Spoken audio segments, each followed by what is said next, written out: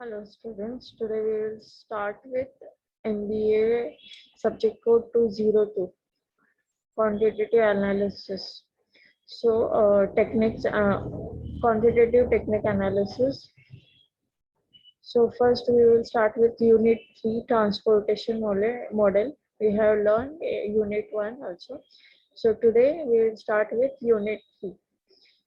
So what is transportation model? Transportation problems are a special class of linear programming problems. Transportation problems deal with physical distribution of the goods and services from various supply sources to various demand centers. So it is part from the sources to the destination. The structure of the transportation problem involves a large number of shipping routes from several supply origin to the destination. So it is source to destination or origin to the destination. The objective is to determine the number of units of an item which should be shipped from the origin to the destination in order to satisfy the required quantity of the goods or the services at each destination center. So this is within the limited quantity of items available at each supply center at minimum transportation cost or the time. So transportation models are widely used in supply chain management. So here you can see the transportation model. This is source and here is the destination. So from source, the path route is from 1 to 1, that is C11, then C12, C13, C1N. So this is the route. So figure 3.1 gives a general type of transportation model. Here we can have taken M supply sources and N demand centers. M is the supply sources and N is the demand centers, that is destination. Source to destination. Each source can supply to each destination. If I is the source and J is the destination, then Xij units are shipped from the ith source to the jth destination at a unique cost of the transportation. Cost is given in the form of C. C stands for cost of the transportation from I source to the J destination. So this is the objective of the transportation model, is to ensure the fulfillment of the demand of each destination such as B1, B2 up to Bn, but no supply centers can supply more than its capacity such as A1 to AM. So finally, distribution of units from source to destination is designed in such a way to incur the minimum cost of the destination. You have to find the cost which is related to minimum cost of the distribution. So example 3.1, a company has two production facilities at Mumbai and Nagpur with production capacity that is 1,800 products per day. So respectively, three warehouses at Pune, Gondia and Chandrapur with daily requirements of 900, 400 and 500 products. So requirement is given in for three, that is 900, 400, 500 products, and a company has two production facilities, that is Mumbai and Nagpur. Production capacity is given for Mumbai is 1,000 and for Nagpur it is 800, and there are three warehouses at Pune, Gondia and Chandrapur. The daily requirement for Pune is 900, Gondia is 400 and 500 products are for Chandrapur. So transportation cost in rupees per unit between the production facilities to warehouse is given in the following table. For Pune, it is 4, Gondia 8, Chandrapur 7. Production facility to the warehouse, the production transportation cost is given. So this is in the rupees per unit. So consider the following decision variables. Decision variables are given like X11, that is units to be transported from Mumbai to Pune. X12 that is Mumbai to Gondia, X13 from Mumbai to Chandrapur, X21 that is Nagpur to Pune, X22 is Nagpur to Gondia, and X23 is from Nagpur to Chandrapur.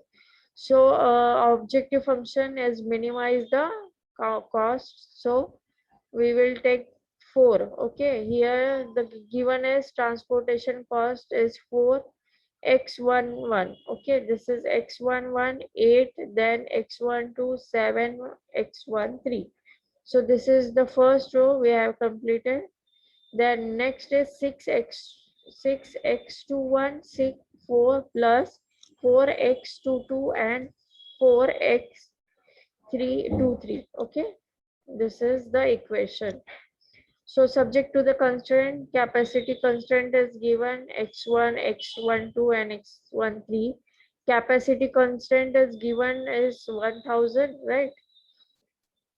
This is 1000, and x21 plus x22, x23, 800 is given for the Nagpur.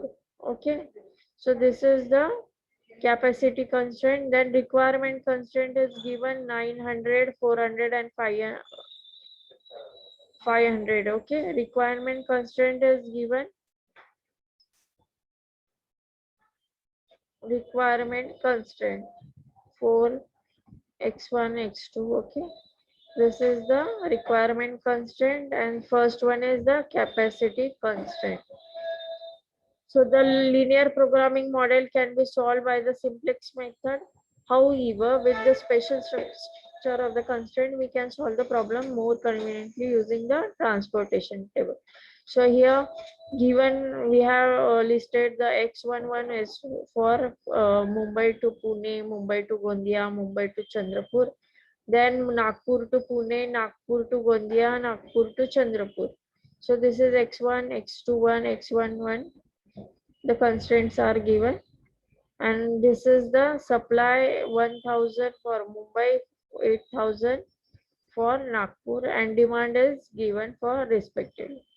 So we can develop the general mathematical model of the transportation problem. So minimum Z, that is summation 1 to m 1 to n Cij cost and the x constraint. So subject to the constraints, here the given formula. So demand at Pune is 1200 instead of 900 given originally. This will make the total demand of, when you calculate this, then the total demand will be 2100 units daily against a production of 1800 units daily from the two plants. 1800 first was the daily production is 1800, total demand was 2100, production is 1800 daily. To solve such unbalanced model, we will add a new dummy source with a capacity of 300 units. Okay, you have to fill up the gap between this production and the demand, that is 300. So we have written this 300 here. So to make the unbalanced model balanced, so we will add a dummy source from with the capacity of 300 units. The capacity of new source is total demand minus total supply. So demand is 2100 and supply is 1800.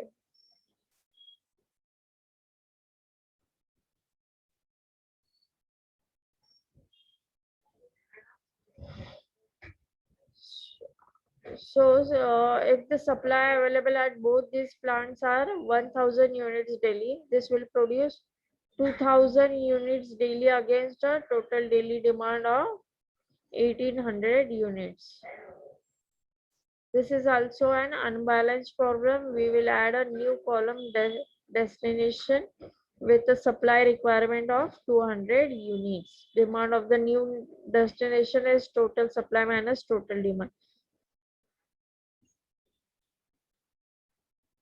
So here is the corrected thing.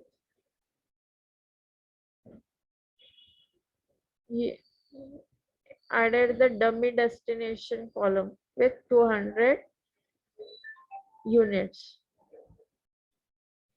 So this is steps in solution process. So there are different steps in solving the transportation problem. One is northwest corner method. Second one is least cost method and Vogel's approximation method. Okay, three important steps in solving the transportation problem.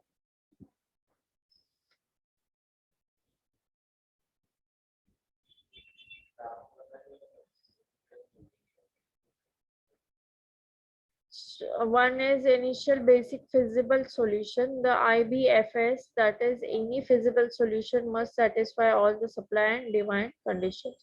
If M are the sources and N destinations are shown in the model, it must have M plus N minus 1 allocation, that is basic variables.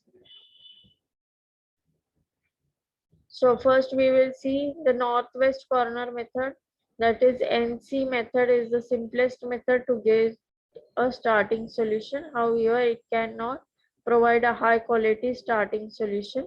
The initial value of the objective function is relatively higher as compared to the other methods. So here is the given solution. So 3.21 is given. We will allocate 900 units in the northwest corner cell. So this is the northwest corner cell, right?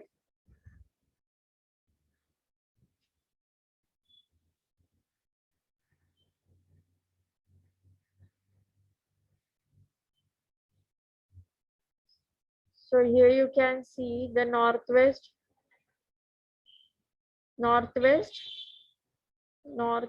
corner cell.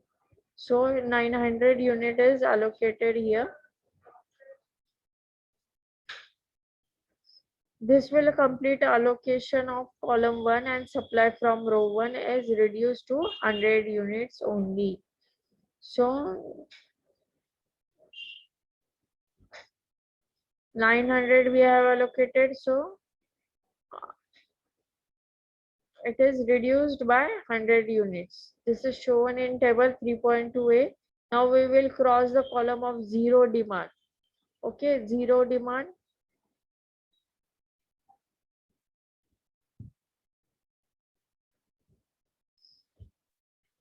Here you can see in 3.2b we allocated 100 units in cell 1 and 2, right? And cross row 1 as supplies are exhausted. Demands of column 2 are adjusted to 300 units.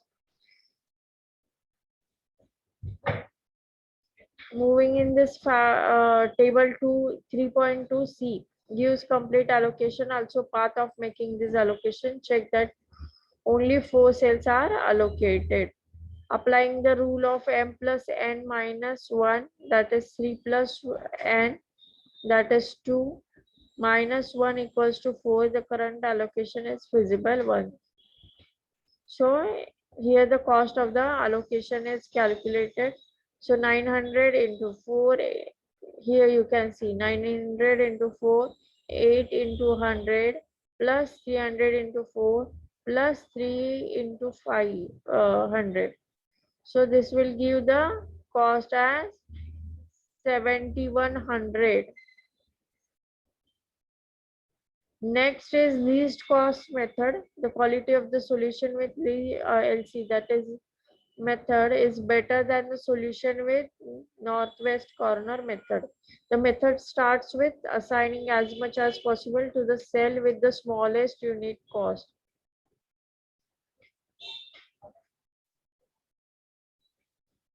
So this is least cost method. If both row and column are satisfied simultaneously, only one is crossed out. So next we can check smallest cost cell from among the uncrossed rows and columns and repeat the process till all supply and the demand conditions are satisfied.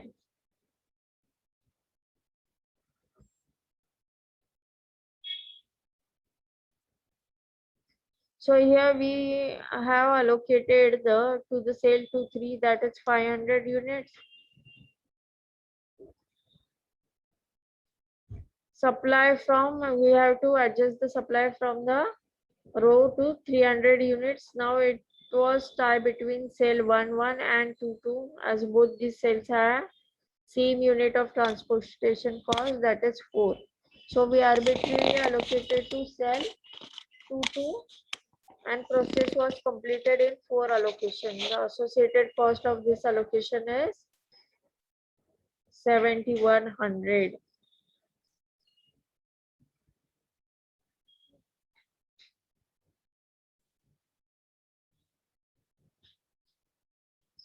Next is Vogel approximation method, that is VAM.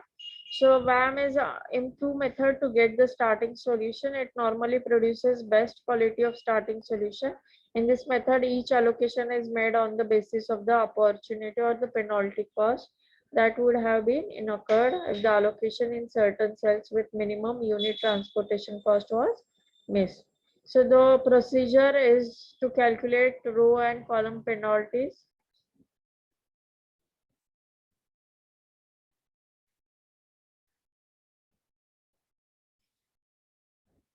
This is done by subtracting the smallest unit cost element in the row column from the next smallest unit cost element in the same row column.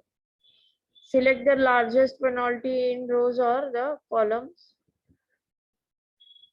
So first, here the columns are given and rows 4, 8, 7, 6, 4, 3. So first we have column having demand as 900, a second column having 400, 500 as here. So the supply is 1800 for two rows. So these are the ties are broken arbitrarily. Now allocate in the cells with least cost in the selected row or the column, keeping conditions in mind. Adjust the supply and demand and cross out the satisfied row or column if a row and column are satisfied simultaneously.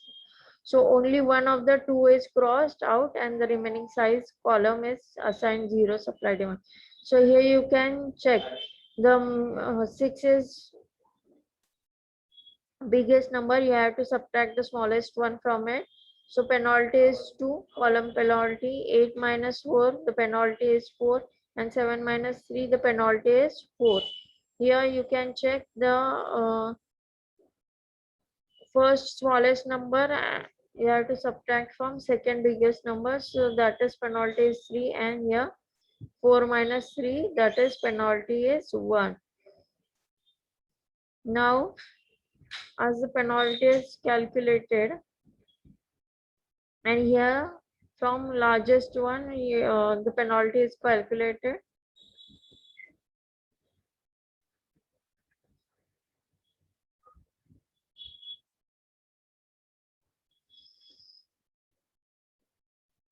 So this demand is given here. This is this 400 distributed among these uh, two rows, that is 8 and 4, and then 500 that this demand is assigned to this cell.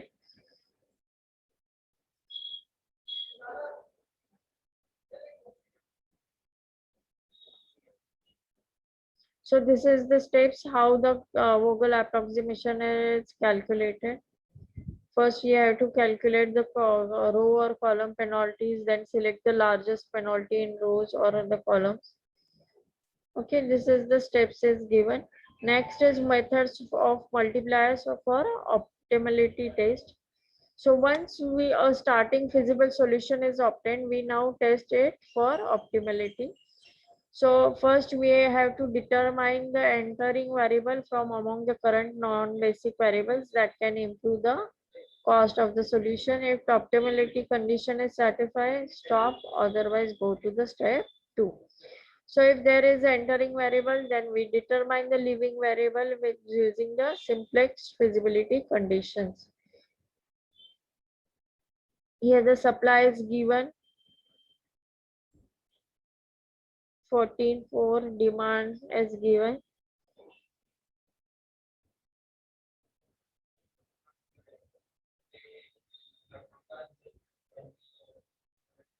So here the method of multipliers for optimality test.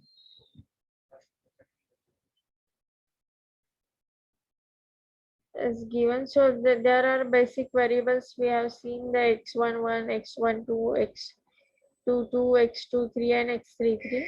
So here the UV equation is given in the form and the solution is given. So today we will stop here, and in next lecture we will continue from this optimality test. Thank you everyone.